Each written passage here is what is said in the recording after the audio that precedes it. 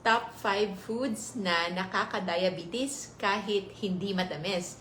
Yan yung pag-uusapan natin today, and welcome to our Facebook page. Again, after 20 days, we were able to regain access sa ating Facebook page, at maraming salamat to all of you who have been very supportive sa ating mga pages and also to our groups. So, yun yung top 5 na food na pag-uusapan natin, especially for Filipinos.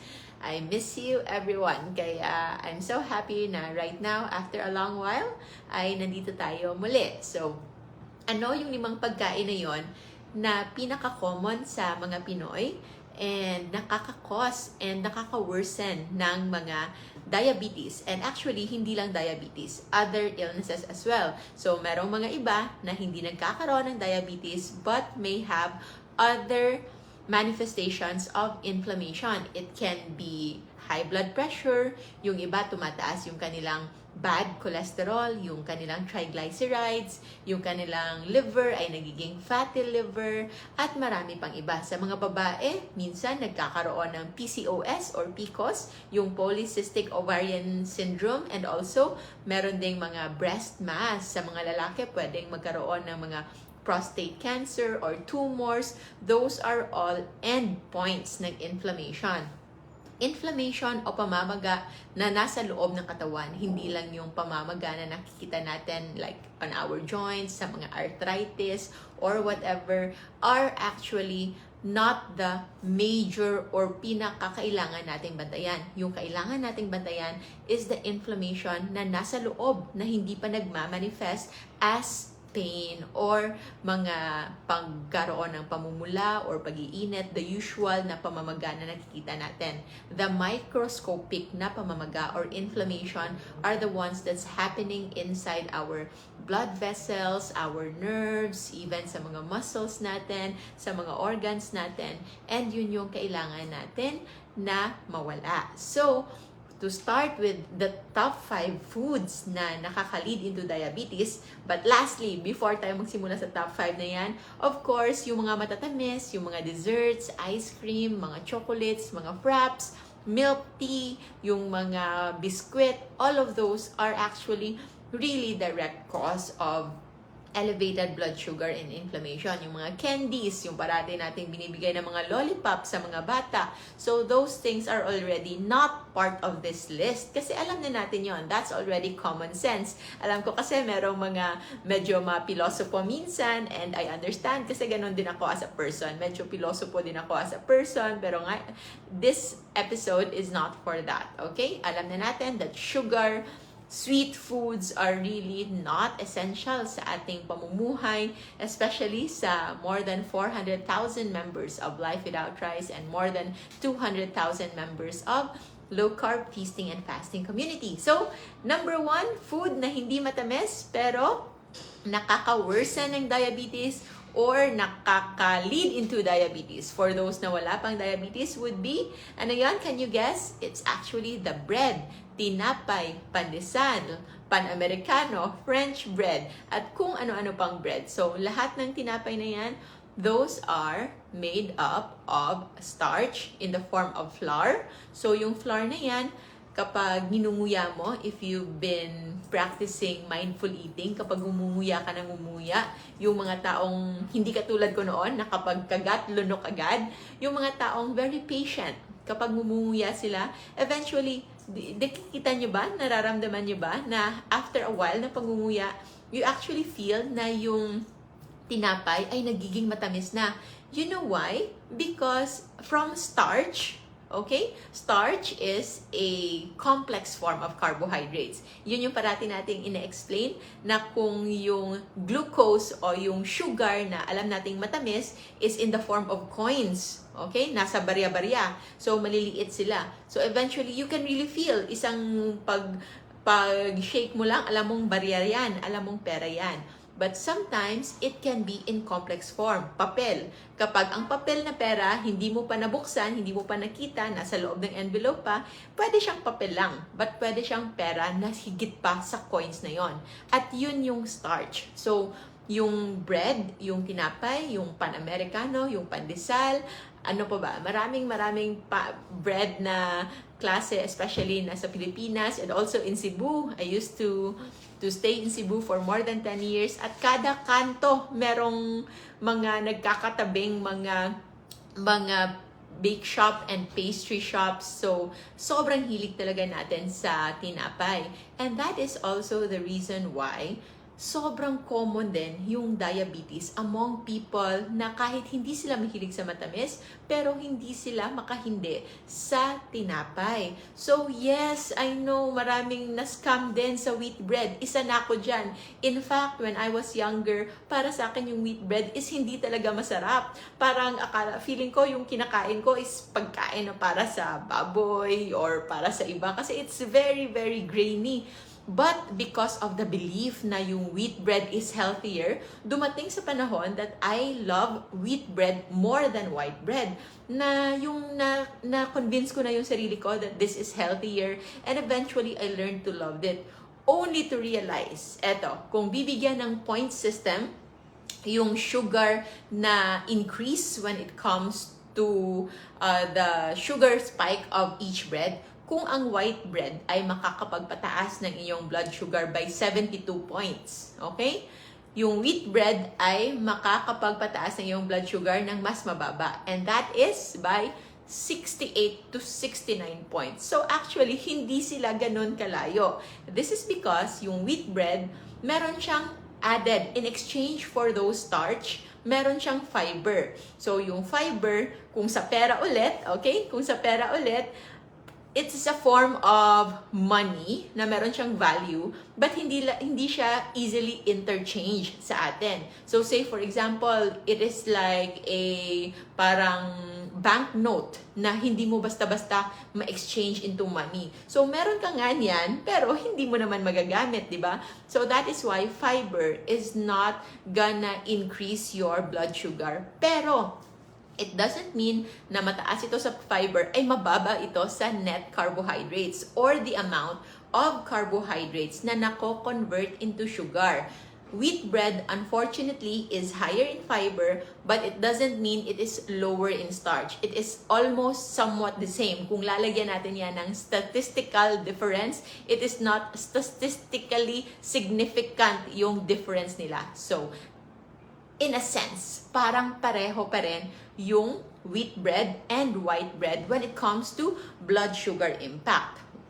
When it comes to timing, maybe madedelay ng konti. Yung pagtaas ng blood sugar mo kapag kumain ka ng regular pandesal as compared to wheat bread pandesal. But eventually, it will get there. So, pataas ng pataas, umaakyat at umaakyat pa rin. And the same sugar, blood sugar spike will be the same.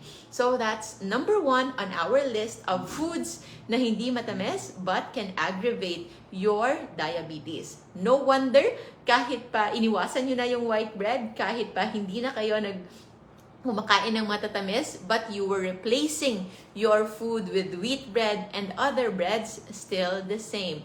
Gestational diabetes is the diabetes that happens when the woman is pregnant.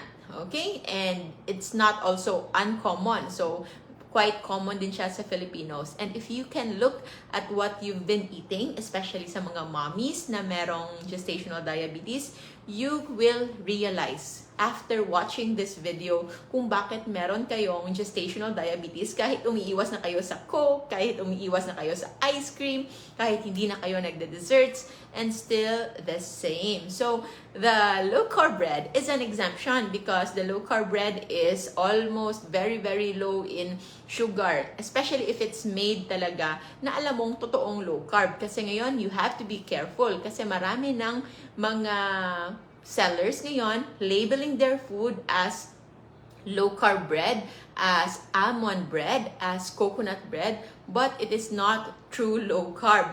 Yung ginawa nila, kasi yung totoong low-carb bread is made up of, mostly yung pinaka-common although maraming ibang ingredients, either a blend of coconut flour or almond flour. Yung ginawa ng iba na para ma-confuse yung karamihan na wala pang alam when it comes to low-carb way of eating, gumawa sila ng regular bread na still the same made up of regular flour, wheat flour, pero nilagyan na nila ng almonds. At tinawag na nila itong almond bread. Just like raisin bread, which is a regular bread, pero nilagyan na ng kakaunting raisins and they already call it as raisin bread. So, yun yung ginawa nila sa almond bread. So, be very careful. That's why, as much as possible, kung pwede, kayo mismo gumawa ng inyong low-carb bread. It's very, very easy. In a matter of 5 minutes, meron ka ng parang bread-like na sensation and happiness and experience.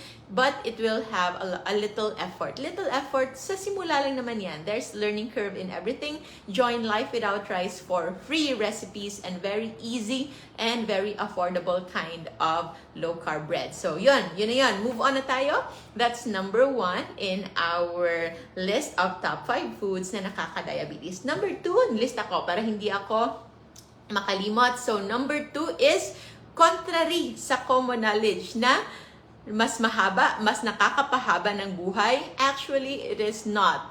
These are the pancit, spaghetti, bihon, sotanghon, at kung ano-ano pang mga forms of pasta. Noodles, ramen, wonton, all of those pasta will actually not gonna make you live longer, but might actually even lead into worse kind of medical situation, especially if you are overeating it. Okay? So, magsasabi, yung Japan, yung China, yung mahaba naman yung buhay. Remember, it's not all of Japan.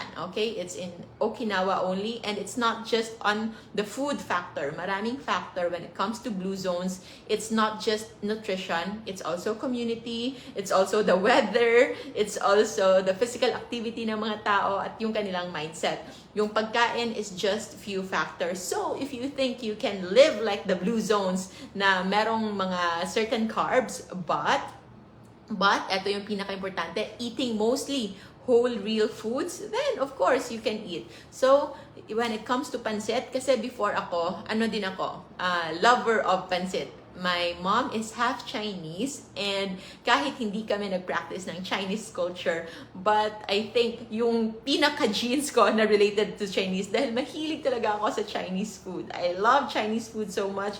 It's just so sad na marami sa mga Chinese foods are full of carbohydrates. And if you are overeating it, then most likely, pwede itong makakontribute sa inyong pagtaas ng blood sugar. This is a special shout out sa mga meron ng diabetes na umiinom na ng mga gamot at nagtitest na ng kanilang blood sugar. If you don't believe me, you can just check your blood sugar. You can do your own home testing right after kumain kayo ng mga pagkain nasa top 5 na ito. So again, number 1 would be the breads. All kinds of bread except yung low-carb bread ha. I mean the traditional bread, the traditional na nabibili natin sa mga tindahan, sa mga bake shop, sa mga bakery na nasa labas lang ng ating bahay. And number 2 would be the pancit, bihon, noodles, pancit canton, spaghetti, fettuccine, pasta, at kung ano-ano pa. All those pasta, all those forms are still starch na nakakapagpataas ng ating blood sugar. And for those na gluten sensitive, especially sa mga Pinoy na hindi sanay na kumain nito, just like Sir Alan, isa sa mga admins natin in our groups, Life Without Rice and Low Carb Feasting and Fasting Community, actually na-activate yung kanyang gluten allergy when he was working abroad at walang rice doon at kumain siya ng pasta. And my aunt also, who is already like my second mom, ay meron ding gluten allergy. So, these are embedded in these na mga pagkain. Don't worry, Melanie. Sasabihin ko lang mamaya kung ano yung pwedeng kainin. Don't worry, makakakain pa rin tayo. Nakikita nyo naman, if you are following our pages, maraming pagkain dyan. Don't focus on the bawal. Focus on yung mga pwedeng kainin. While I'm gonna talk more about the 3 other foods sa mga matagal nang nagpa-practice ng low carb, ng Life Without Rice, kindly help yung mga bago sa ating group, sa ating page, na mga nako-confuse kung ano na lang kakainin. Try to show them kung ano yung inyong kinakain, ano yung inyong Life Without Rice plates, LWR na mga menu ninyo. post it in the comment section, put your photos para ma-inspire na iba na hindi pa katapusan ng mundo kung walang pansit, kung walang tinapay.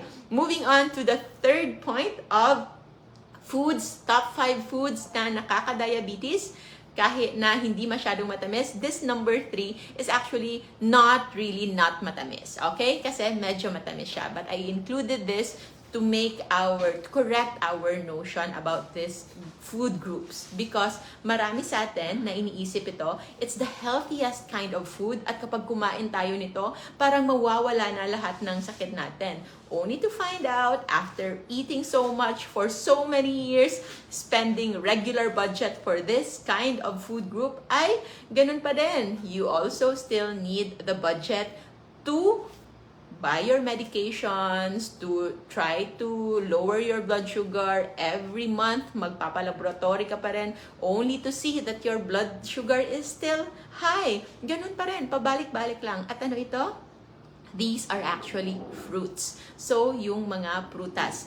Prutas, especially here in the Philippines, mangga, saging, ano pa ba yung mga paborito ng mga Pinoy na papaya, and then what else? So many fruits that are actually sa ating mga Pinoy, ang ating basihan na ang isang prutas ay masarap is kapag ito ay matamis, 'di ba? So sad. Kapag hindi matamis yung prutas, sinasabi natin ay hindi magandang klase yan, hindi magandang uri yan. Only to see later na yung ating blood sugar is also not normal. And yung isa, I think for those of you who have been with us for years now, alam ninyo what happened to my papa who passed away 5 years ago. Before I learned all of this, yun yung pinaka nakakalungkot is actually hindi na siya kumakain ng mga top 5 foods na ito except for fruits. Especially yung guyabano. Because marami nga siyang naririnig na ito daw yung cure for cancer, cure for whatever. But when he checked his overall blood chemistry, meron pa rin itong inflammation. Yung isa kasing tricky when it comes to fruits, especially sa mga diabetic na nagmo-monitor ng kanilang blood sugar, hindi tataas yung inyong blood sugar sa pagkain ng prutas. And you might feel na it is safe kasi nga hindi tumataas yung inyong blood sugar, di ba? Pero kapag ipa-check ninyo yung inyong liver enzymes, you will see that there's fatty liver, pwedeng tumaas yung inyong SGPT, SGOT. Bakit? Alam nyo ba kung bakit? Dahil the sugar in fruits is composed of 2 things. Yung inyong glucose test, CBG, capillary blood glucose, yung strip na tinutusok natin sa ating kamay, that will only detect glucose in your bloodstream. But it will not detect the other sugar that is very abundant sa fruits. Ano yung klase ng sugar na yon? That is fructose. So fructose is a fruit sugar. Yes, it is a natural form of sugar, but it is not the kind of nutrition na kailangan natin ng maramihan sa ating pagkain. So, guava, meron lang ako nakikita randomly, can actually become low carb. But hindi yung mga mapupulang guava na matatamis. Just the green guava, yung enough lang na makakain mo na, yung hindi na mapait, that can be a part of low carb. But when it comes to fruit, hindi natin sinasabi na bawal lang talaga mag-fruits. But we have to remove the mindset na ang fruits ay yung pinaka-healthy na pagkain na pwede nating kainin on an unlimited basis, buffet style. No, fruits should be taken in caution and with enough portioning only. Okay? Portions lang, hindi unlimited. Meron pa kaming pasyente nagsasabi, sayang kasi meron kaming tanim na saging on our backyard. And we just asked, sabi ni admin siya, ano yung sayang para sa inyo? Yung mawawala, yung fruits na pwede mong ibigay actually sa iba, or you can give to animals, which is para talaga sa kanila yon. Or, ano yung masayang? Yung health mo na for so many decades ay hindi mo pa rin makorek-korek. Diba? So, it's just a matter of mindset. Pineapple is still a lot of sugar. You can check the content And kapag chine-check nyo yung sugar content ng mga fruits, you can just search it in Google, anywhere. Pwede nyo lang i-check yan. Hindi nyo ilalagay yung sugar content. But what you will look into is the net carbs. Marami na yan. For example, ita-type nyo in Google, pineapple, nutritional facts, and net carbohydrates. Ipapakita sa inyo dyan. And remember, per 4 grams of carbohydrates is equivalent to 1 teaspoon of sugar. So, I think yung isang 100 grams of pineapple, yung 100 grams, imagine niyo yung pineapple, isang buong ganyan, kasama na yan yung kanyang balata, is already like mga half kilo. So, you just divide it into 5. So, isang malaking thick, isang makapal siguro na circle na pineapple is already 100 grams, and yung net carbs niyan ay approximately nasa 10. So that's already 2.5 teaspoon of white sugar equivalent. Okay? So nasa sa inyo na. I'm not telling you na hindi na kayo kakain ng fruits, hindi na kayo kakain ng pineapple kung gusto niyo. I just want to share with you kung gaano karami yung sugar na nasa pagkain na yan, and kung ano yung pwedeng gawin yan sa ating katawan.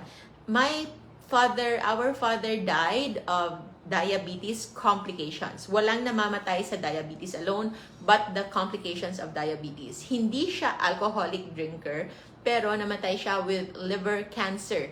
And one of the major things na ginawa niya during the last 5 years ng kanyang buhay habang nagtuturok na siya ng diabetes is actually avoiding all those foods na sinasabing bawal for diabetics except fruits. Kasi walang nagsasabing bawal ang prutas para sa isang taong may diabetes. He can eat yung isang 10 pieces na banana in one meal. Kakainin niya yon. Yung isang whole guyabano, he can eat like 1 or 2 of that in a day. So, every day, ganun yon. And those are the reasons why, eventually, yung lumala talaga, yung pinaka nag-suffer sa kanyang katawan is the liver. Because liver is going to take all of those inflammation. Yung nangyayari kasi, extra fructose, yung extra sugar na hindi naman glucose, hindi siya immediately na nagagamit as energy because we are also eating so much and we are not moving so much, is naiimbak lang siya sa ating liver. And since hindi siya pwedeng ma-store as fructose, hindi siya pwedeng ma-store as coins, di ba? Kasi mabigat siya. Kino-convert siya into triglycerides. And that triglycerides, hindi lang yan yung byproduct ng fructose. Alam nyo ba kung anong isang byproduct ng fructose? This is also something that surprised me. Even as a doctor, even if I felt like pinag-aralan ko na lahat in med school, and even if isa sa pinakamataas na score ko in physician licensure exam is biochemistry, but it surprised me to learn only when I learned about low carb na isang byproduct pala ng fructose, which is the sugar from fruits, is uric acid. So, do not wonder if ever sobrang hilig kayo sa prutas at tumataas yung inyong uric acid, because there is a biochemical pathway na kung saan na kapag na-process na yung fructose na sobra-sobra sa ating katawan na pinagkakakain natin, kasi nga meron tayong tanim na saging sa ating bakuran, then do not wonder kung bakit kahit pa umiinom kayo ng gamot para pababain yung ating uric acid ay mataas pa din, 'di ba? But meron namang low carb fruits that are available if you wish, if you want those low carb fruits.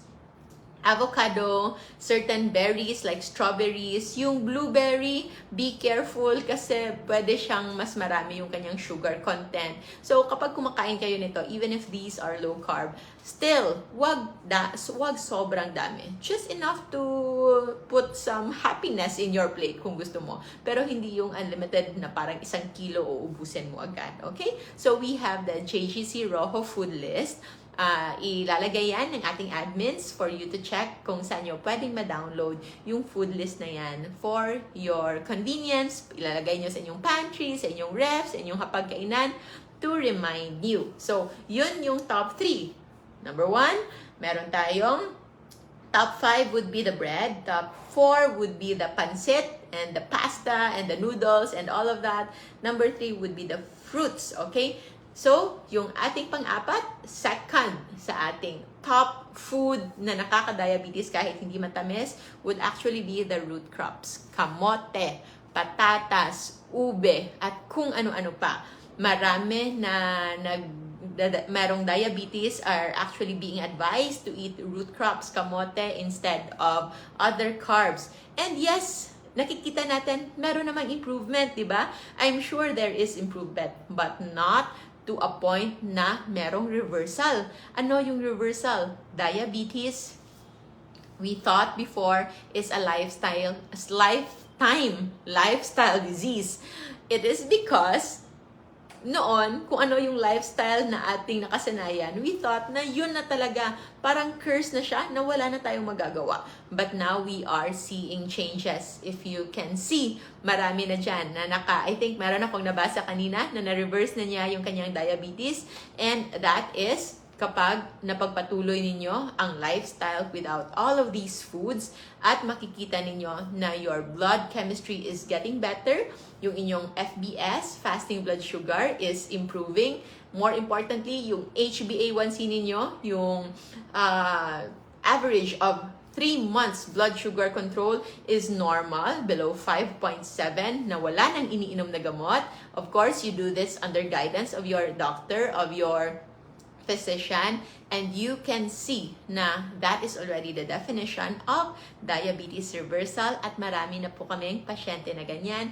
One of our stars sa ating community would be Sir Jazzy Torres, a Filipino na based abroad, based in the US, na for 20 years siya ay diabetic, and for 10 years ay naka-inject na ng insulin. But after 3 months of religiously sticking to our safe list sa ating JGC Rojo food list, then it is now gone. Under the guidance, of course, ng kanyang doktor. And of course, we also have an ongoing masterclass, an online class na kung saan we will teach you theoretically para maintindihan ninyo what's going on your body, at ano yung kailangan ninyong bantayan, at ano yung kailangan ninyong i-prepare should you wish to do it the safest and most effective way para ma-normalize yung inyong blood sugar the natural way. So, congratulations! So, sabi ni Jill, from 7.2 when she was first diagnosed, ay 5.6 na lang yung HbA1c, and hindi yan something na isolated in our community. It's one of those things that we see and read and hear every day, and it's coming from real people. Yan po yung katotohanan. And yes, yun. Root crops is better than dessert, is better than bread, is better than pasta, but it's also not better than not having at all. Ibig sabihin, okay, yung root crops, if ever yung ipapalit mo sa inyong, for example, sa inyong bread, sa inyong mga dessert, sa inyong ice cream, mas mabuti naman yung root crop. Pero kung gusto mo talagang ma-normalize muna, then you can remove that. And although hindi naman yan forever, once you are already fully healed and say for example, wala na talagang evidence of inflammation, you can actually incorporate those again. Between sweet potato and potato na regular, sweet potato, yung mga tinatanim talaga natin sa ating mga bakuran or nabibili natin in our local markets, those are actually healthier. The thing is, when you eat that, also consider amount. Also consider option. Just one kamote na ganyan is already enough. Yung sister ko, when she was pregnant, that's the only carb na pinagkakakain niya. So, just one potato, approximately nasa 40 to 50 grams net carbs lang, and enough na for her to have bowel movement, and also still not going over our 50 gram of carbohydrate limit in a day. So, hindi tayo zero carb. Hindi yun pwersahan. Although, kung gusto mo, pwede rin. Walang pipigil sa'yo. But it's just that we are emphasizing on the limit of carbohydrate. At sa mga macho natin dyan na mga natatakot na baka mawala yung kanilang muscles, actually no, eating proteins with fats can still preserve your muscles. So ibang topic yan for another time. For now, we will continue with our discussion. So again, to recap, we have the breads, we have the mga pansit, we have the fruits, and also the root crops. Singkamas is a happiness because singkamas is a root crop, pero ito ay singkamas na mababa sa carbohydrates. You can enjoy 100 to 200 grams of singkamas in a day na hindi tataas yung inyong blood sugar. So it's a good kind of root crop kasi matubig siya, ma-fiber at mababa sa kanyang mga net carbs. But to simplify it, para wag masyadong complicated, we can just try to think first na if you want to heal, try to avoid muna para magkaroon tayo ng better chances of healing. And for our top one reason kung bakit sobrang dami ng diabetic dito sa Pilipinas and also increasing in other Asian countries, ano yon? Kanin. Kahit saan lilingon ka, only rice. Free only rice. Walang bayad yung only rice. I think there was a senator before na nag-propose na dapat kunin yung only rice na promotion sa mga restaurants, and I think binash siya ng bonggang-bongga. And I think before, nung narinig ko yon, I was still not in low carb at medyo apathetic ako when it comes to politics. So, naisip ko lang, hindi ko alam, hindi lang ako magko-comment kasi nga, I don't concern myself with the things na hindi ko pa napag-aralan before. And now I realize, malaki pala yung sana yung tulong na yon. Baka hindi natin alam kung sino sa ating mga kakilala ang na-activate yung diabetes dahil sa only rice na yan. Meron pang nag-comment ata in one of our TikTok videos, 9 cups of rice in a day for 35 years now and still good and still healthy daw. But until when? Until when are you gonna be healthy? Our genes, as we age, nag-iiba yung response natin to food. Before, na nakakain tayo ng ilang rice in a day, okay lang. But it will be eventually, darating yung point na hindi nakakayanin ng ating katawan. So if we want to preserve whatever life is left sa ating buhay and sa ating body, whatever health that we can preserve and can possibly improve, possibly reverse, then we can do that. And one thing when it comes to rice, hindi lang po rice, it's actually grains. So, hindi lang siya kanin, but it's also the wheat, it's also the corn, and it's not just the colors ng white rice. Even brown rice, even red rice, even black rice, yes, they have more vitamins, more fiber, more nutrients, but it doesn't mean they have less net carbohydrates. When it comes to lowering the inflammation in the body at yung pagpapababa ng ating blood sugar, mas importante na mag-focus muna sa pagpapababa ng sugar load or sugar burden sa ating katawan.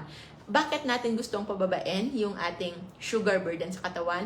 We actually want to put rest. Gusto nating papahingahin yung ating pancreas. Ano naman ang kinalaman ng pancreas sa ating sugar? Sugar lang yung ating pinag-uusapan at yung diabetes. Because our pancreas is a very precious organ na hindi famous. Hindi siya kasing popular ng heart, hindi siya kasing popular ng ating brain, ng ating liver, but our pancreas is actually very, very important na ang mga taong inooperahan na kinukuha yung pancreas ay merong sobrang taas na mortality rate. We can almost not live without pancreas. At yung pancreas natin, siya kasi yung gumagawa ng ating insulin hormone sa katawan and many other hormones like glucagon, yung pang-counter ng insulin at marami pang iba. At kapag parati nating sinisqueeze ng mabuti si pancreas, we are actually forcing our pancreas to overwork. So para siyang nag-overheat kung sasakyan pa. And we want to have a break. Yung maganda dito, yung good news dito, malaki ang chance ng ating pancreas to heal itself. Kayang-kaya niyang gamutin yung kanyang sarili, but kailangan muna magpahinga. And ano yung pinakamabisang pahinga? fasting, wag kumain. But of course, hindi yan kaya ng karamihan. Mag-iisip pa lang na wag kumain, ako, papatayin mo ba kami? Hindi yan makatotohanan. Hindi naman kami monk, hindi naman kami pare, hindi naman kami nasa konbento na magfa-fasting, mag-aayuno, hindi naman Holy Week, hindi naman kami Muslim. Bakit mo kami ipagpa-fasting? So, hindi kayo pipiliting mag-fasting. But what's the beauty when it comes to low-carb nutrition? Kapag inalis mo actually yung top 5 foods na ito along with other sugars, other carbohydrates, fasting, yung pag-aayuno, will come naturally. Hindi mo kailangan persahin yung sarili mo. Hindi mo kailangan parang gutumin yung sarili mo because you will not feel that hunger. Like for me, yung last kain ko kahapon was around 4 o'clock at ngayon it's already 12:38, so nasa 20 hours of fasting na ako at ganon pa rin.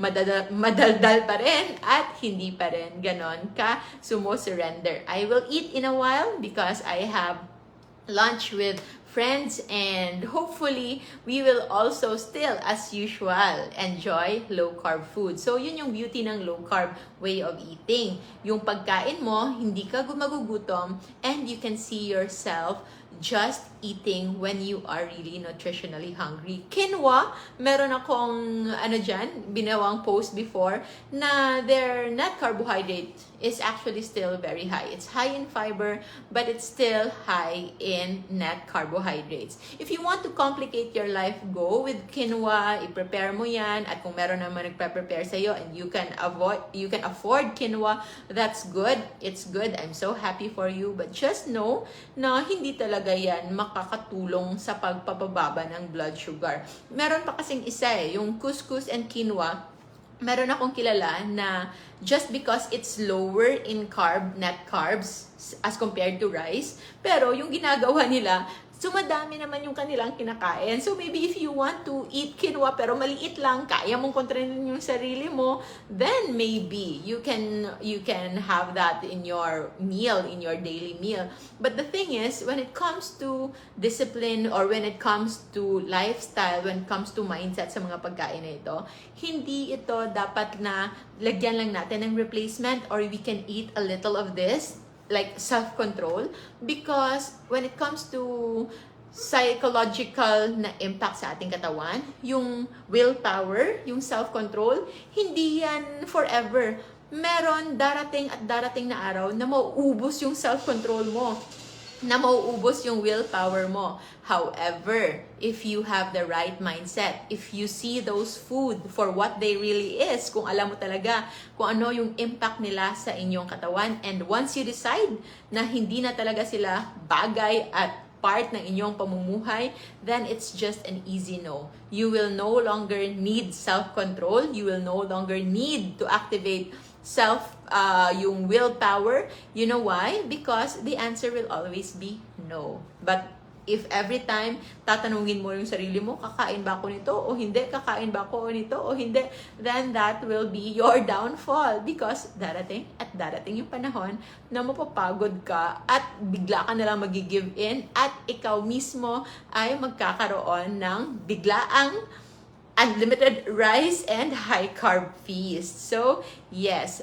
fasting is really like medicine for healing. Sabi ni Nobaisa, who is a Muslim, and I believe so, it's really cleansing. Marami na ngang research how those na on Ramadan period na gumagawa ng 14 hours of dry fasting every day, their body fat lowered, but their muscle is improved, and yung markers of inflammation nila ay bumaba din. So, shirataki rice noodles, yes, you can have that if you want, because hindi naman talaga yung totoong rice and noodles, but those are just alternative. I just want you to make sure na every time you eat them for what they really is. Hindi mo sila i-experience na, para siyang rice, para siyang noodles. No, because if you keep on feeding yourself those thoughts, then you will keep on craving them. But kung alam nyo na shirataki pasta talaga siya, isa siyang shirataki na made up of parang gelatin lang siya. It's a seaweed-based na cognac flour, which is low carb na available. It can be pricey. That's why for us, meron kami yan usually 1, 2, or 3 packs lang, pero we eat them very seldom. Like in 2 months siguro, once every 2 months, nakakakain kami niyan. And we no longer crave. You know why? What we usually eat? We eat a lot of foods. We eat a lot of foods just without carbohydrates. So, yung ulam lang. Like kahapon, I'll try to see kung meron akong na-picturean dito. I usually take picture of my food to share with you, and also para naging habit na din. Like this one, merong bangus. So, merong bangus sa clinic, nagdala si Doc C, and free naman, di ba? So, hindi mo kailangan magtipid. Of course, you have to be conscious, but marami. So, kumain ako ng bangus without rice. And mindset lang yan. If you are saving money, then iisipin mo baka mas mahal kasi puro ulam lang, di ba? But what is amazing actually, kapag kinain mo yung ulam lang, actually hindi ka makakarami ng pagkain. You will feel full or satisfied way shorter, in a shorter period of time as compared to merong kanin. Kasi mauumay ka. And yung idea na nauumay ka is actually something na sabi natin kapag nauumay, kakain ka ulit kasi ayaw mong nauumay. But actually, kapag nauumay ka, it's already a signal coming from your brain, coming from your body that you already had enough. Actually, enough na yon. We just need to be more mindful, and we just need to, maybe if hindi tayo sanay na hindi punong-puno yung tiyan natin, we can fill it up with water, or tea, or black coffee if you want. Yan, you can do that. And adlay rice is still the same, high carb, okay? So, it's grains, under kasi siya ng grains. So, yan yung usually na kinakain ko. And, ano pa ba? Meron pa ba ako? I usually take pictures of my food, and I will just show you kung ano yung pagkain namin. And, iba pala to. Yan. So, meron akong last time, meron akong chicharon, may pakaing pansit sa office. So, hindi ako kumain ng pansit, but usually, since alam nila na naka-low carb ako, they allow me na yung toppings lang, yung shrimp, yung pork, at yung vegetables na nasa toppings, lang yung kinakain ko. And I can still experience, I can still enjoy the pleasure of the pancit flavor, of the sotanghon, birthday pancit kasi to eh. So, nandun pa rin, but without the carbs. At kung iisipin nyo, mas masarap naman yung ulam kesa sa carbohydrates, sa rice, sa pasta. Yung toppings, yung sahog, sila actually yung nagbibigay ng flavor. At kung hindi naman kayo nagtitipid, especially kung meron kayong trabaho and you can afford, then all the more. You don't have any reason. Meron akong mga kilala na, alam mo, mga sobrang yaman talaga. Alam mo, they can afford anything. But because nasanay sila since we were young, kasi nga Pinoy tayo, na kumakain ng maramihan yung kanin, ganun pa rin sila kumain ngayon. Sobrang dami pa rin ng sobrang dami ng kanin at kakaunti lang yung ulam. And sa mga payatot dyan, sabi ni Dan na payatot na because of low carb, for example, dahil baka nung nag-low carb kayo, kinuha nyo yung rice, kinuha nyo yung ating mga pasta, kinuha nyo yung bread, pero yung inyong ulam ay ganun pa din. Of course, hindi ganyan. So you have to eat the right way, the right food, the right amount, but it should be from the right sources. So easy fix sa akin personally, if I eat like savory food like adobo, low carb adobo, okay, humba in Cebu, usually kapag kumakain ako ng humba, meron yan 2 egg. So, 2 egg, 3 egg, how many eggs you want, yun yung pinaka-replacement ko. For others, they thrive on vegetables. Lettuce or pepino, yun yung pinaka parang nire-replace nila. Kasi tandaan nyo, bakit tayo kumakain ng kanin? It's either for bulk, kasi gusto nating busog, energy, and also para neutralize yung mga very flavorful foods sa ating mga ulam. Because yung ulam nga ng mga Pinoy, di ba? Yung ulam natin is a mixture of salty, savory, spicy, a little sweet, yung mga ganon. At kailangan nating pang-neutralize. So, hindi kailangan kanin yung pang-neutralize. The egg white of egg is very bland. Walang lasa yon. Kaya perfect siya pang-neutralize. Others, vegetables. So, cabbage, lettuce, pechay, or kahit ano. Meron nagtanong about carrots. So, carrots, nasa caution list natin yan. It's a root crop. It can be starchy. So, kapag nagka-carrots kayo, just be mindful together with beans. So, always go back to our hashtag JGC Rojo food list para makita ninyo how you can possibly improve yung inyong pagkain. So, ang mga nangangayayat dyan, na mga tito, tita, mga friends natin dyan, ay baka kailangan nyo nang kumain ng more. Eat more. You just have to eat right. You don't need to eat less. Just eat right depending on your goals. So, if more on veggies kayo, meron dyan, more on veggies daw sila ng anak niya who is 10 years old, okay lang, walang problema. But make sure you are reaching your protein allowance, protein needs in a day, especially sa mga bata.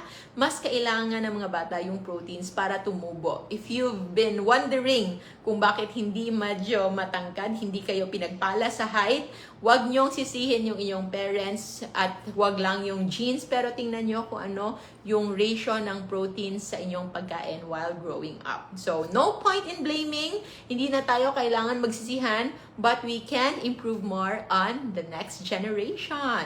So, okra is okay in low carb. Also, talong and ampalaya. But I really cannot eat all of these three, no? Hindi ko talaga ako sila kaya. Sinusubukan ko, pero hindi ko sila talaga kaya. Tawag namin sa tatlong ito are hardcore vegetables. So, noon kasama dyan yung kalabasa. Pero, nung naka-low carb na ako at hindi na ako sanay kumain ng matamis, na-realize ko na yung kalabasa ay sobrang tamis pala. And yun nga, sabi ni Doc Mike, one of our mentors, siya pa nag-remind sa akin because pumpkin, squash, kalabasa is actually not vegetable. Prutas yung kalabasa. That's why nasa caution list din siya. And now, I like kalabasa but I take them very, very occasionally. Hindi ko na nga maalala yung kalabasa kinain ko. Maybe last year pa. Oo, last year pa. Nung bago ako mag-birthday, September, habang nakabakasyon ako in Kawayan, in anong resort yon? I think nakita niyo yon sa mga nakakita habang nagsa-study ako doon. Yun yung last na kalabasa na latik. Yun yung tawag namin. Latik ng kalabasa. It's kalabasa with coconut milk. So, yun. It's in caution list because kalabasa is a fruit. So, fruits are mostly in our caution list. So, sabi ni Yami, sabi nga ni Hippocrates, the father of ancient medicine, let food be your medicine. And also, alam nyo ba na si Hippocrates and many other philosophers and many other most famous people in the world, Jesus Christ, Gandhi, Buddha, and many more, nagpa-fasting sila. Fasting is really healing. Yan yung opportunity for our body to heal itself. So, maraming salamat everyone. I need to go and I'm so happy we're back to our channel. Although, baka hindi natin makuha lahat ng kung ano-ano. Pero, yeah, we are in our channel at natagalan ako because I was trying to set up something na hindi ko ma-set up kasi merong problem when it comes to our streaming app. Pero, yeah, natuloy naman. Late nga lang. Pinagpasensyahan naman, di ba? Anemic, maybe you are avoiding red meat because the most nutritious kind of iron ay hindi sa iron supplement. Nasa red meat. It's the myoglobin. So, the globin, the red part in the muscles sa red meat, it can be converted into the hemoglobin. So the globin, the red part that is making our blood red, the red blood cells, that is kapag mababa, is already known as anemia. Upo, vegetable, okay lang. Paborito ko actually yan. Kasi alam mo, parang wala siyang lasa. Para siyang hindi vegetable. Tagal ko na rin hindi nakakain ng upo. But in general, try to eat in moderation and with different variants, especially when it comes to your protein source. Wag lang puro itlog parate, wag lang puro chicken parate. Try to eat beef, try to eat pork, try to eat fish and seafoods, and pwede rin kayong kumain ng shellfishes and even liver. So, yung nagdala si Doc ng bangus, di ba? Meron din siyang ginawang adobong bangus na bituka at liver. So, sabi ng lahat ng kumain masarap daw. And it's also nutritious. Kaya nga lang, hindi ko pa. Nagla-learn pa lang ako to eat liver ng chicken or kakaunting beef liver. Pero yung fish liver, hindi ko pa kaya. So, we will get there. Importante, alam natin, kung gusto nyo mag-soft drinks pa din, kung gusto nyo pang mag-rice pa din, by all means, enjoy yourselves. But don't ever blame anyone kung ano yung mangyari sa inyo eventually. You take charge of your body. You take charge of your own health. And I just pray na sana wag natin hintayin na dumating yung panahon na magsisisi na tayo. That we are already in a grave kind of situation. We are already in pain. We are already in a very difficult situation na wala talaga tayong choice but to eliminate everything. Halos wala na tayo. But when we have a choice, it's actually very empowering at hindi mo alam kung gaano kaganda ito when it comes to the effect on your mindset, on your overall wellness, and once you were able to let go of those foods, baka hindi mo alam. It will have a ripple effect not just on others but in yourself. Like one good habit that you will do will also influence your other habits, like when it comes to your work, when it comes to your family relationships, when it comes to your loved ones, when it comes to you taking care of you. So yun yung pinaka-importante. So I hope you go into a commitment of taking care of yourself, first taking care of your health, and it might include eating pork, chicken liver, gizzards, intestines, sabi ni Julie. But of course, wag parating lahat-lahat at sobra-sobra. Okay? So, thank you so much, everyone. I'll see you again in our next video. Hopefully, we are in a better and happier place. Maraming salamat. Remember to stay low carb so that we all stay safe. Bye!